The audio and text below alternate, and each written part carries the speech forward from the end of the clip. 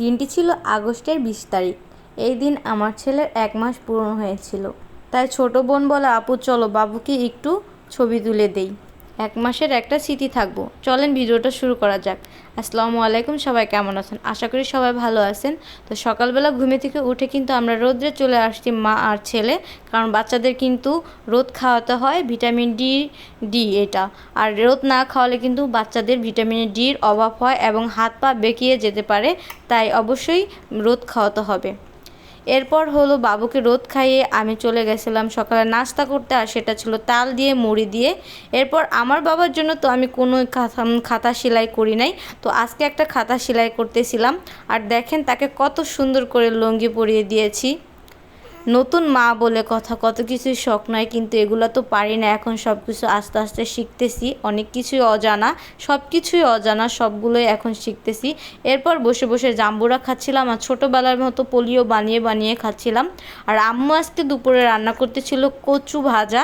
এভাবে কচু ভাজা খেলে কিন্তু অনেক বেশি ভালো লাগে। আর সাথে কিন্তু এই যে মরিচ বাটা ছিল। আর এখানে যে ছোটোবেলার ভিতরে এভাবে খড়ির ভিতরে গেঁথে কিন্তু ভাজাভুজি খেতাম, তো এটাই আবার আপনাদের সাথে একটু শেয়ার করলাম। আর আজকে খুব মজার একটা জিনিস রান্না করলো, সেটা হলো লাউ দিয়ে এভাবে ডিম ভেজে রান্না করলে কিন্তু অনেক বেশি ভালো লাগে, অনেক বেশি মজার একটা তরকারি ছিল এটা। এরপর হলো দুপুরে খাওয়া দাওয়া করলাম, আর দুপুরের খাওয়া দাওয়া ছিল লাল চালের ভাত, মরিচ বাটা, কচু ভাজা, আর সাথে একটু ডিম ভাজা এবং ডিমের তরকারি। মজা করে দুপুরে ভাত খেলাম। আর এই ভাতগুলা খেতে কিন্তু আমার অনেক বেশি কষ্ট হয়। যাই হোক, এরপর সন্ধ্যার দিকে চলে আসছিলো আমার বোনরা, ওরা চলে আসলো শিবচর বাজার থেকে, মানে বাবুকে দেখার জন্য। তো এসে যেহেতু আজকে ২০ তারিখ ছিল, তাই বললো যে আপু আজকে তো বাবুর ১ মাস হয়ে গেছে, চলো বাবুর একটু ফটোশ্যুট করি। তো এখানে এই যে বাবুকে কিন্তু জামা পরিয়ে তারপর ছিল নতুন কিছু টাকা। তো ভাবলাম যে প্রথম মাসের বাবুর ছবি তুলবো, তো টাকা দিয়ে আজকে আমরা ওয়ান বানিয়ে ফেলি। তো এই যে কিন্তু সুন্দরভাবে বাবুকে নতুন জামা পরালো এবং টাকা দিয়ে ওয়ান বানালো।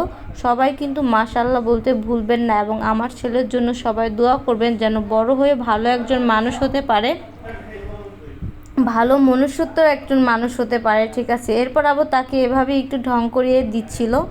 তো এরপর ছবি তুললাম, আর হলো অনেক বেশি ভালো লাগতেছে যে আমার খালি বুকটাকে পূর্ণ করে দিছে। মাশাআল্লাহ, আল্লাহ তাকে অনেক বেশি ভালো রাখুক, সুস্থ রাখুক, এটাই আমার কামনা। আর এরপর তো এই যে আমার বড় কলিজাটাও ছিল, কারণ সে বললো খালামণি আমাকেও ছবি তুলো। তো তাকে নিয়ে তারা দুই ভাই একসাথে হয়ে ছবি তুললো।